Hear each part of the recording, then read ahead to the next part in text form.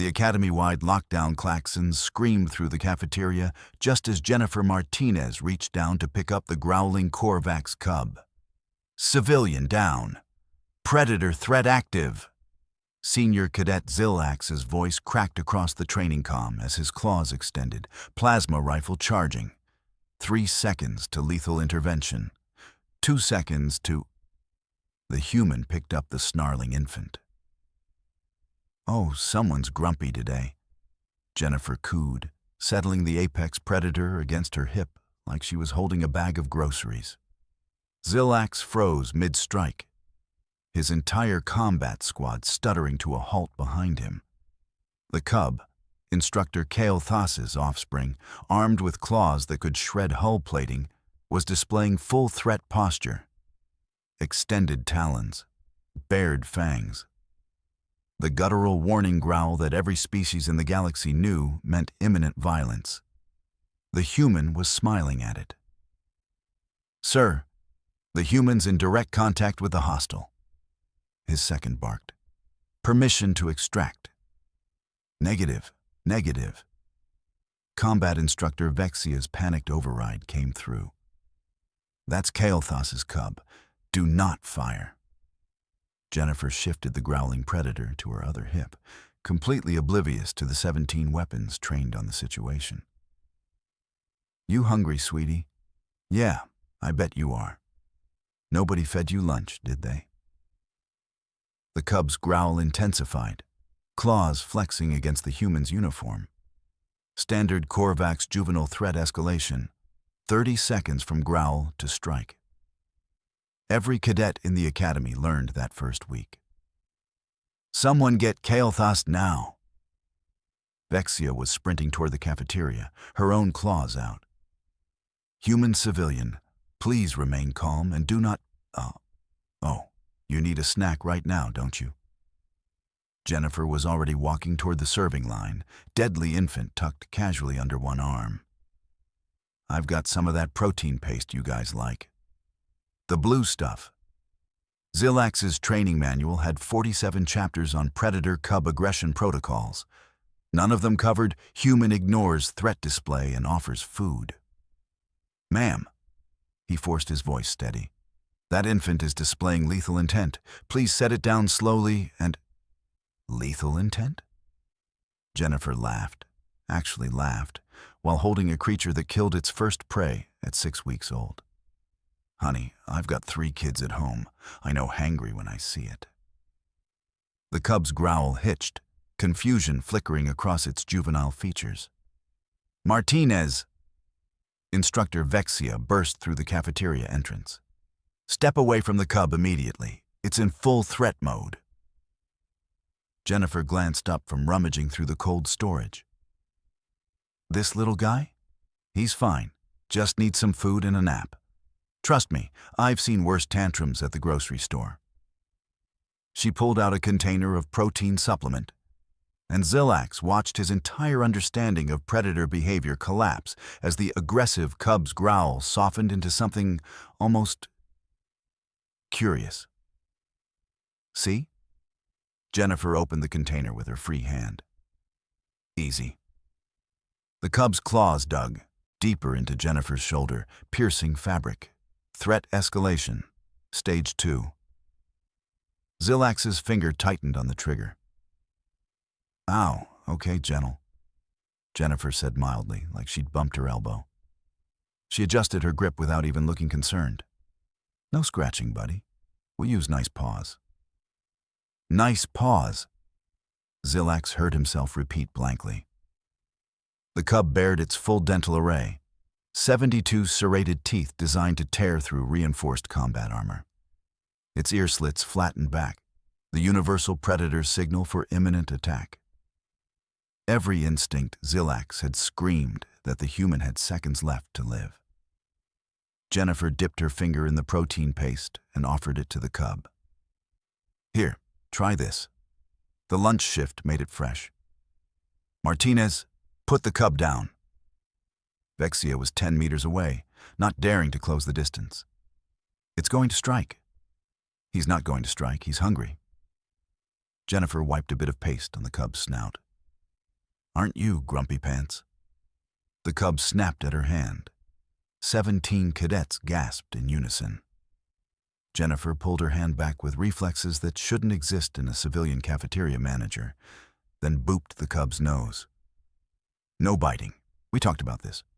Well, we're talking about it now. No. Biting. She's disciplining it? Cadet Jitaro whispered.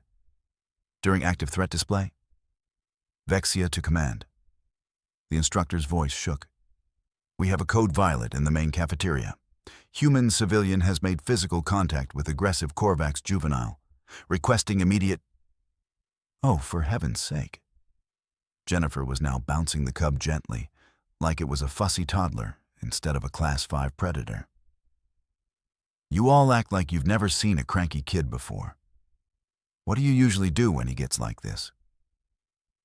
We implement threat containment protocols, Zillax said automatically. You what now? Isolation chamber, reduced stimulation environment, monitored feeding through secure... You put a baby in timeout and slide food through a slot?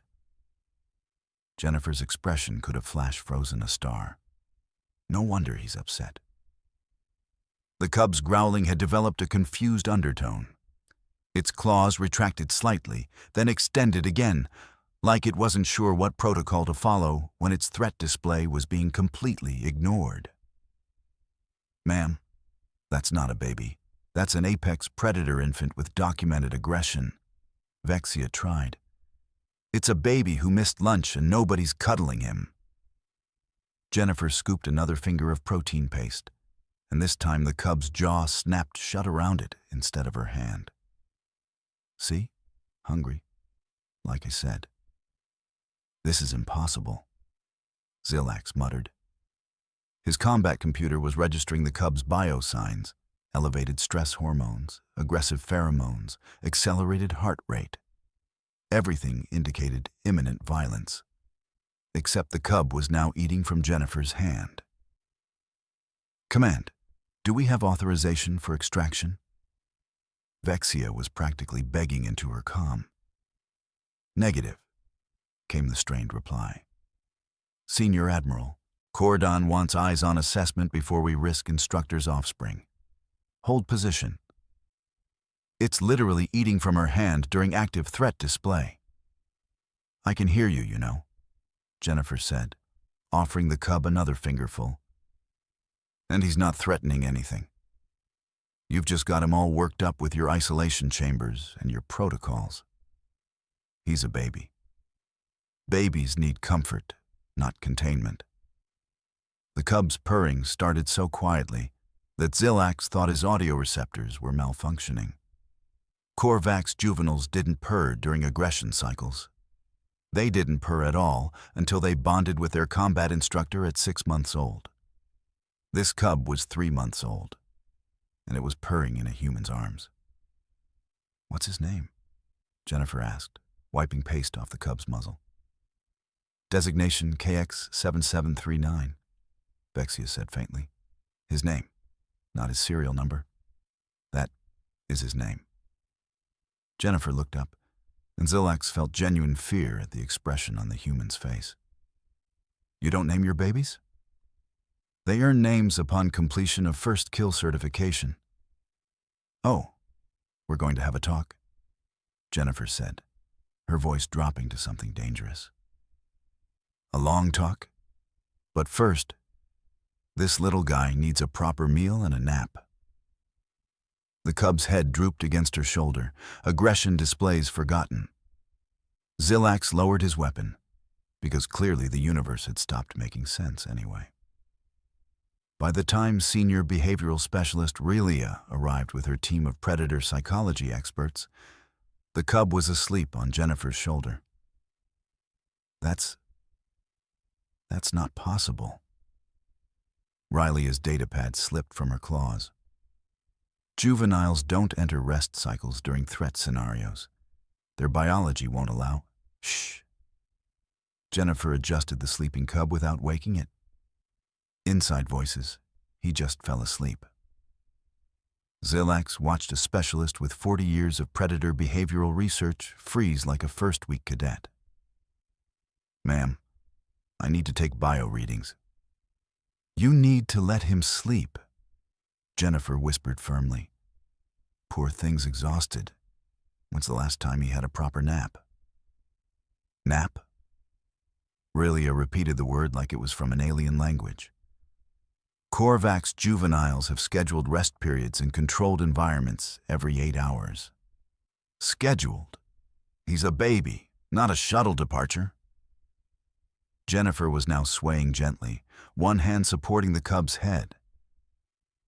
Babies sleep when they're tired, not when your schedule says so. The cub made a small sound, not a growl, something else entirely, and burrowed closer to Jennifer's neck. Its claws, still visible, had retracted completely. This contradicts 70 years of documented Korvax juvenile behavior, Rilia said faintly. She gestured to her team, who began taking readings from a safe distance. The aggression pheromones should still be elevated for at least another hour, but they're completely absent. Because he's not aggressive, he was hangry. Jennifer produced a cleaning cloth from her apron and gently wiped drool from the cub's mouth. Hungry plus angry equals hangry. Every parent knows this. "We're not parents. We're behavioral conditioning specialists," one of Riley's team said. Jennifer's look could have melted hull plating. "You're what now?" "The cubs are raised in controlled development facilities until they demonstrate sufficient..." The specialist wilted under Jennifer's glare. "Perhaps I should let Rilia explain." "Let me get this straight." Jennifer's whisper somehow carried more menace than a shout. "You take babies away from their parents, put them in facilities, feed them on schedules, isolate them when they get upset, and wonder why they're aggressive? It's how we've raised Korvax warriors for 3,000 years, Rilia said defensively. "And how's that working out for your species' happiness levels?" The silence that followed was deafening. "Look, I don't know about warrior culture or whatever," Jennifer continued, still swaying with the sleeping cub. "But babies are babies. Doesn't matter if they're human Korvax or those fuzzy guys from Delta Station. They need food, sleep, and someone to hold them when they're scared. That's not advanced xenopsychology, that's just common sense." Zilax pulled up his data pad, suddenly curious. He ran a quick search on Korvax psychological wellness statistics and felt his stomach drop. Depression rates, aggression disorders, social bonding failures. The numbers were catastrophic. "The human's biosigns are stable," one of Rilia's techs reported, sounding confused. "No stress hormones, heart rate normal. She's genuinely calm." "Why wouldn't I be calm? I'm holding a sleepy baby." Jennifer adjusted her grip again. The cub's purring intensified. "This is literally the easiest part of my day. You should see the lunch rush." But it displayed full threat. It was hungry. Jennifer's whispers somehow got louder. "And probably scared, in a weird place, surrounded by strangers, missing its parents. So it did what babies do. It got upset and made noise. The growling was just talking the only way he knows how." Rilia's datapad beeped. "Cubs' stress hormones are at the lowest recorded levels for any juvenile outside of deep sedation. Its attachment pheromones are..." She looked up, eyes wide. "It's bonding with her." "Impossible," Vexia breathed.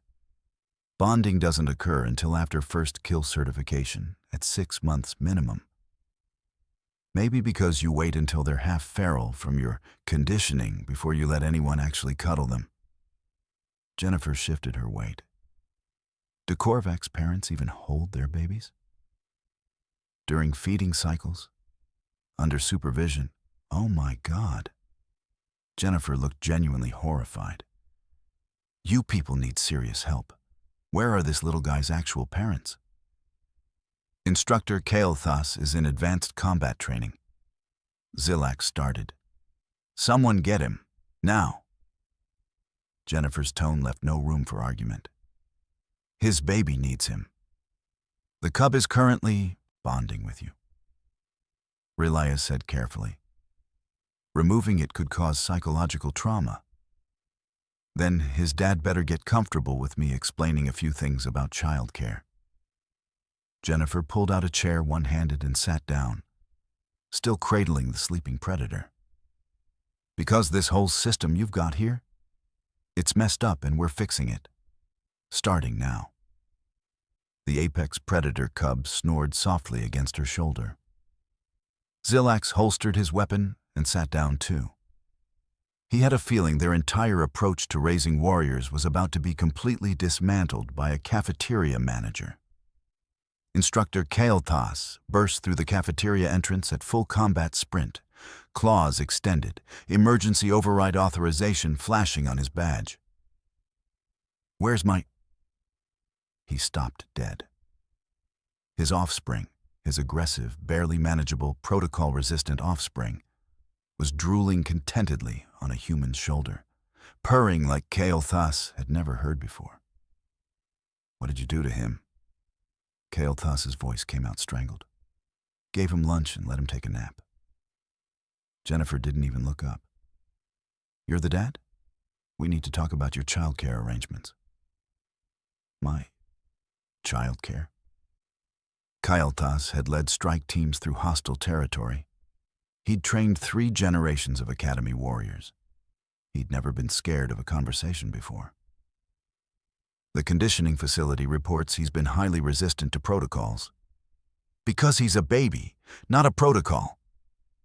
Jennifer finally looked at him, and Cael'thas understood why his cub had stopped fighting. This human had the same eyes as his own long-dead mother, the kind that saw through excuses straight to truth. When's the last time you actually held him? During his last feeding cycle. 3 days ago, under facility supervision. 3 days. Jennifer's whisper made combat veterans flinch. You haven't held your baby in 3 days? The facility handles juvenile development. I see him during scheduled. Right. Jennifer stood slowly, cradling the cub. Come here. It wasn't a request. Cael'thas approached carefully. Jennifer guided his arms into position, transferred the sleeping cub with practiced efficiency. Support his head. There. Now just hold him. The cub stirred, and Cael'thas tensed for the usual aggression cycle. Instead, his offspring made that small sound again, the one that wasn't in any behavioral manual, and settled against his chest. Something in Cael'thas's chest cracked open. He doesn't recognize you, Jennifer said gently. Not really. He knows you're sent from feeding times, but he doesn't know you're his dad, because you've let the facility raise him. It's tradition. Korvax warriors are conditioned from birth to be aggressive, isolated, and emotionally stunted. Jennifer pulled out a chair. Sit. We're doing this now. Somehow, Cael'thas sat. On Earth, we figured something out about 10,000 years ago, Jennifer said. Babies, all babies, need attachment, physical touch, emotional bonding. Doesn't matter how tough you want them to be later, they need love first. Otherwise, you get broken adults who can fight but can't function. Rilia's datapad was recording everything. But Korvax tradition is creating warriors with massive psychological problems. Jennifer didn't soften it. I looked up your species' wellness stats while little guy here was sleeping. Depression, aggression disorders, inability to form healthy relationships. Your culture is trauma-based training, and you're wondering why everyone's miserable. We're the most feared combat species in the quadrant, Cael'thas said. But his conviction wavered as his cub purred against him. And being feared isn't the same as being healthy or happy. Jennifer leaned forward. Look at him right now. Really look. Is this the same highly resistant, aggressive cub from the reports? The cub was relaxed, purring, claws retracted, nothing like the snarling infant Cael'thas had to handle with protective gear during feeding times. He was asking for help, Jennifer continued. The growling, the aggression. That was a baby trying to communicate the only way your system taught him. I'm hungry, I'm scared, I need comfort. But since nobody taught him those words exist, he screamed in predator. And instead of helping, you isolated him more. We thought we were maintaining discipline, Vexia started. Discipline comes after attachment, always. You can't discipline a baby who doesn't trust you, doesn't feel safe, doesn't know you love them.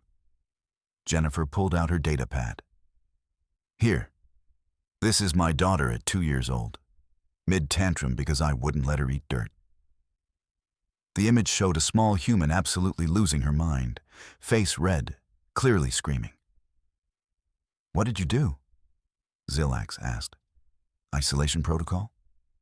I picked her up, told her I loved her, explained why dirt wasn't food, and distracted her with a snack. Jennifer smiled. 5 minutes later, she was fine. Because she knew I was safe, even when I was saying no. That's attachment. Cael'thas looked down at his cub. His son, he realized, not his trainee. I don't know how to do this. Start by holding him. Every day. Not during scheduled feeding cycles. Just hold him. Talk to him. Let him know you're there. Jennifer stood. And get him out of that facility. He needs a parent, not a conditioning specialist. The Academy won't approve. Then the Academy needs to update its policies before it produces another generation of traumatized warriors. Jennifer pulled out a container of cookies from her apron. I'm writing a report for command. Fair warning, it's not going to be gentle. The cub, Cael'thas's son, shifted in his arms, small claws gripping his uniform without aggression, just contact, just connection. His name, Cael'thas said suddenly. Can humans help with names? He hasn't earned his through first kill yet, but he should have one anyway, Jennifer finished. Yeah, I can help with that. But first, you're taking the rest of the day off.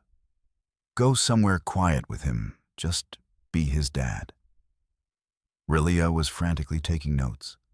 So was Vexia. So was half the command staff who'd gathered in the doorway. Jennifer noticed them and sighed. You all want parenting lessons, don't you?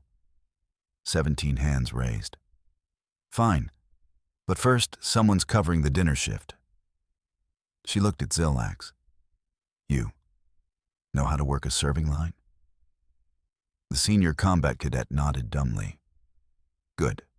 Let's revolutionize some childcare practices. Jennifer headed toward the kitchen. And someone tell Admiral Cordon that warrior conditioning is now warrior development with Emotional Intelligence Foundation. I'll send him the revised protocols. Cael'thas watched his son sleep peacefully in his arms and realized the most dangerous thing in the galaxy wasn't a weapon. It was a human mother on a mission. 3 weeks later, Jennifer's office hours had expanded from the cafeteria to conference room 7 because 17 instructors, 4 admirals, and the entire behavioral psychology department couldn't fit between the lunch tables. So when the cub displays food aggression, your instinct is isolation and portion control, Jennifer said, reviewing the case file on her data pad. Have you considered he's food aggressive because you keep isolating him and controlling portions? Instructor Vexia, who now took notes at every one of Jennifer's sessions, nodded vigorously. We've begun implementing the consistent availability protocol the human suggested. Aggression incidents down 47%. Stop calling it a protocol. It's just leaving snacks where kids can reach them. Jennifer rubbed her temples. You people militarize everything. The Academy Board has requested you formalize your approach into an official training curriculum, Admiral Cordon said. His own cub, previously labeled developmentally resistant, was currently napping in a sling across his chest. They're calling it Primitive Earth Child Rearing Applications. Primitive? Jennifer's eye twitched. Perhaps foundational human attachment methodologies? Relia suggested quickly. How about basic parenting? Jennifer countered. Crazy idea, I know. Cael'thas entered with his son, now officially named Coryx, meaning small thunder, riding on his shoulders. The cub saw Jennifer and immediately reached for her with happy chirps. He still prefers you, Cael'thas admitted, lifting Coryx down. That's because I fed him first. Jennifer accepted the cub, who immediately tried to steal her coffee. No, that's not for babies. Nice try, though.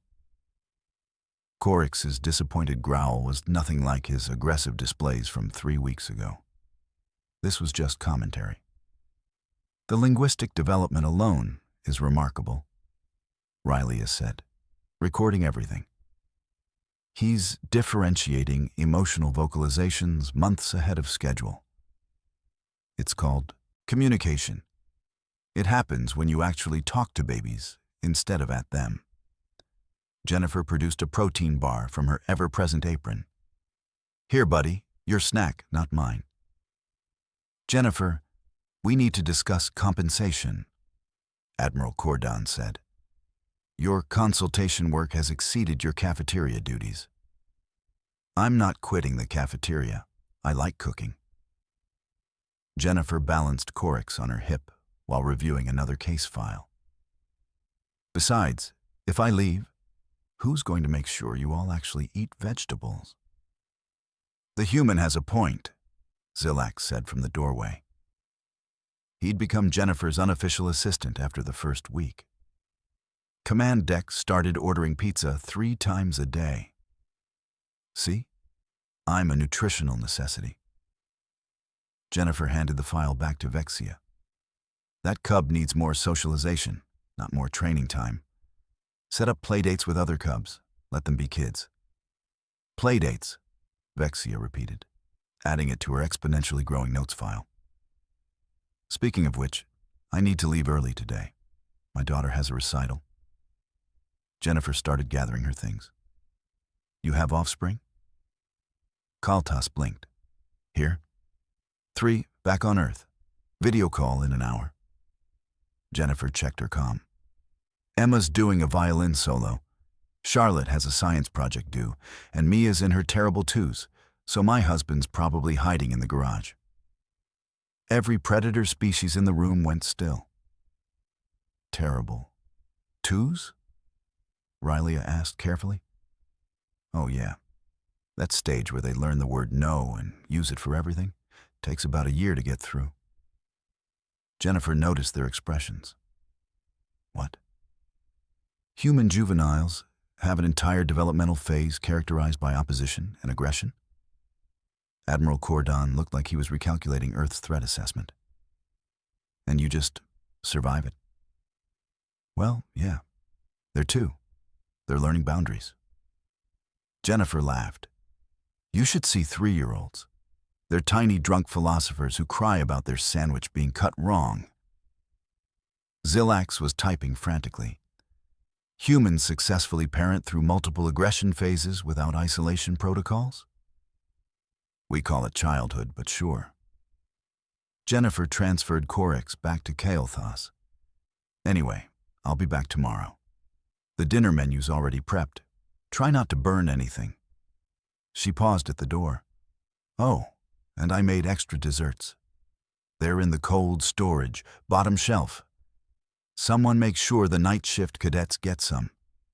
Growing warriors need their cookies.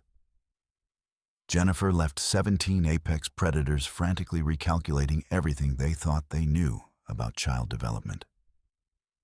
Corix watched her go, then looked up at his father and made a questioning sound. Yes, Kailthas said softly, finally understanding what his son was asking. She'll come back tomorrow. She always does. The cubs settled, satisfied.